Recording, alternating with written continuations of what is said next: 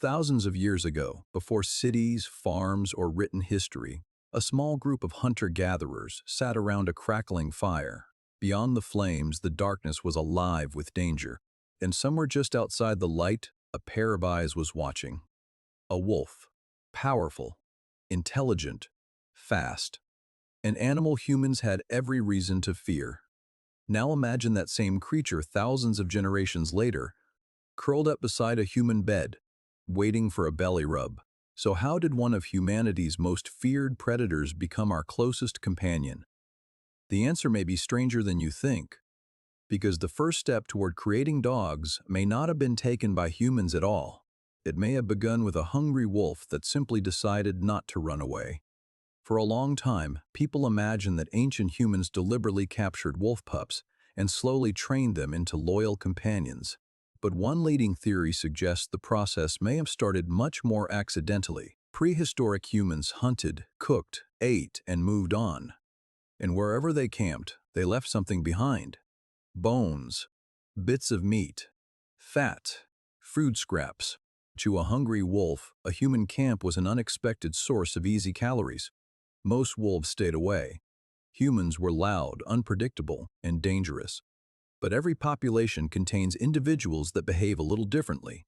Some wolves were naturally less fearful. Some were more curious. And some were willing to take a slightly greater risk. Those wolves may have discovered something important. They could get food without having to chase dangerous prey every time they were hungry. A wolf that could tolerate humans might survive more easily than one that was terrified of them. And if some of its offspring inherited those calmer tendencies, the process could continue. Generation after generation, no human planned it. No one was trying to create a dog.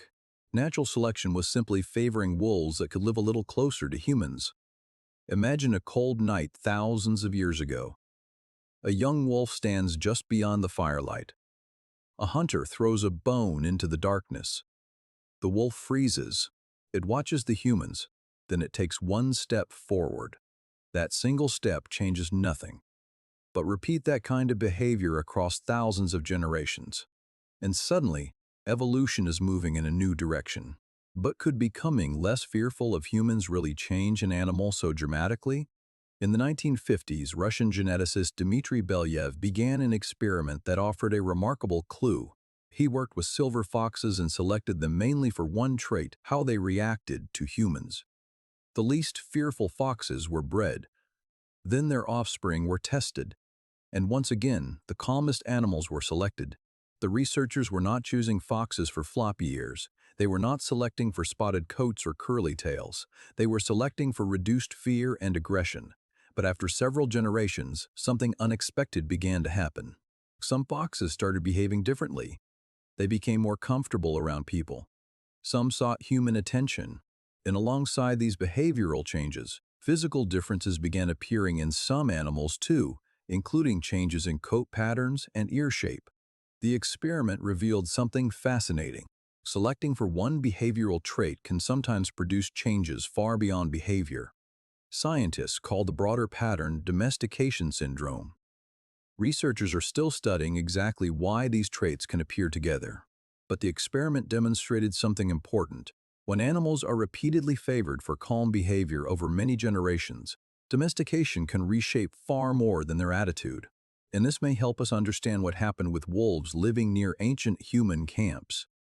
At first, the relationship may have been based on something very simple: food. But eventually humans would have noticed that the calmer wolves were useful. Their hearing was better than ours. Their sense of smell was extraordinary. They could detect movement in the darkness. They could follow the scent of prey, and they could react to danger before humans even knew it was there. A wolf near the camp could become an early warning system, a hunting partner, a protector. The relationship slowly began to change. The wolves were no longer simply taking advantage of humans, and humans were no longer simply tolerating the wolves. Both species were beginning to benefit. Eventually, humans likely became more involved. They may have favored the animals that were calmer, more cooperative, and easier to live with. What may have started with wolves approaching human camps gradually became a partnership shaped by both species. But the most extraordinary transformation may have happened inside the mind. Dogs are not simply wolves that became less dangerous. Over thousands of years, they became unusually good at understanding humans. They can follow our gestures, pay attention to where we look, respond to our voices, and react to subtle signals from our faces and behavior. Domestic dogs became specialists at reading the species they lived beside. Even eye contact became part of the relationship. Research suggests that positive interactions between humans and dogs can involve oxytocin, a hormone associated with social bonding. In other words, the relationship was not just changing behavior. Over time, two very different species were becoming emotionally connected. Archaeology gives us another powerful clue. Ancient human and dog burials show that, at some point, dogs became more than useful animals. They became companions. Some ancient dogs appear to have survived injuries or periods of illness that would have made life in the wild extremely difficult. That suggests humans may have cared for them. Think about what that means. In a world where food was limited and survival was difficult, people were still spending precious time and resources on animals that were not simply being eaten or used for work. The relationship had become something more. It had become attachment, and perhaps even love. Then, thousands of years later, humans began deliberately shaping dogs for specific purposes. Some were bred to hunt, others to guard, some to herd livestock, others to pull sleds across frozen landscapes, and eventually many were bred simply to be companions.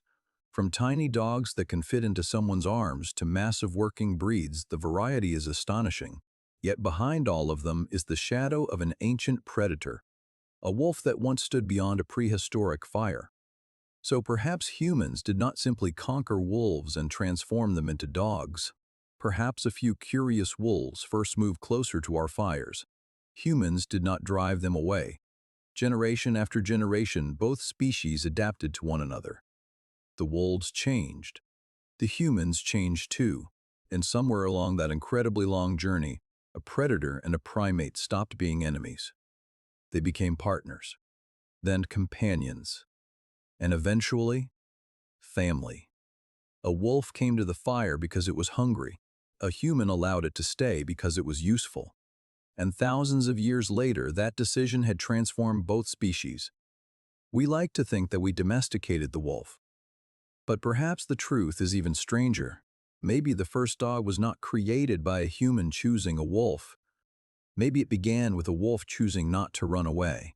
And the next time your dog looks into your eyes, follows you from one room to another, or quietly rests beside you, remember what you are really seeing. Not just a pet, but the living result of one of the longest and most extraordinary partnerships in human history.